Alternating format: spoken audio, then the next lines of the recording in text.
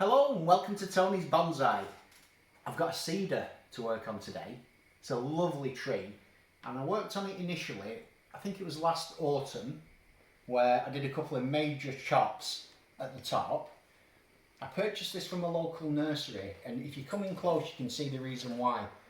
I've lined this chopstick up with the front of the trunk and you can see from here, look at that.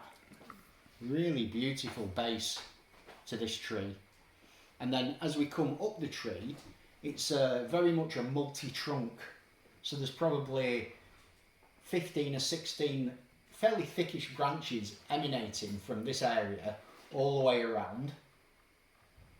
And all I did initially, this is just going to go past the camera now, is make two major chops. So if you come in from the top, Dad, you can see where these chops were made. We've got one here, that was substantial, but it's healing over really well, and this is going to be great taper into that branch. And there's a second one here. You can see I made another chop there, and this tapers into here. So these are both healing well. It's just looking really good, I think, and people in the comments said I should have cut it back further at the time, but I was hesitant because of the health of the plant to really go back and reduce these branches. But now in the middle of summer the following year, I think now is a good time to reduce a lot of these very leggy branches, and the idea is to cut them back to some nice fresh growth and then possibly do some wiring on any of these branches if I feel there's any that need moving into new positions. So me and my dad are going to go in now, do some pruning, apply some wire, come back to you in 10 minutes, show you what we've been up to. But before we come back, I just quickly want to give you an update on my hornbeam forest. You might have seen me working on this in previous videos. It's looking really nice now.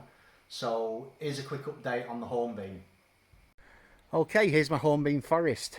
I got my sister to prune this actually, and she did it in an asymmetrical style. So we've got the top just off to the left of centre, and then it curves down nicely with like a flat base underneath. And as I move in, you can really see these trunks. I think they sit really nicely, these trunks down here. It's exactly the look I was going for.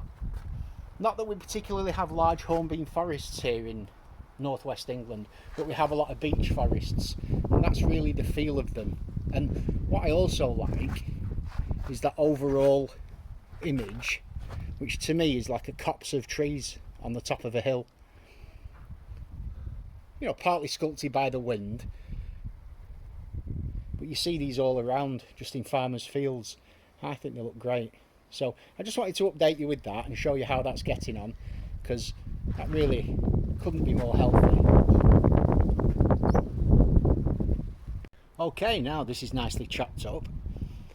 I would have loved to remove some of this leggy growth and cut that right back to around here, but I was very hesitant because this is the majority of the foliage on the tree at the ends of these branches.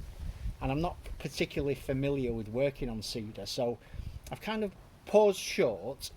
If anyone in the comments can know and let me know, is it okay for me to just cut these branches here?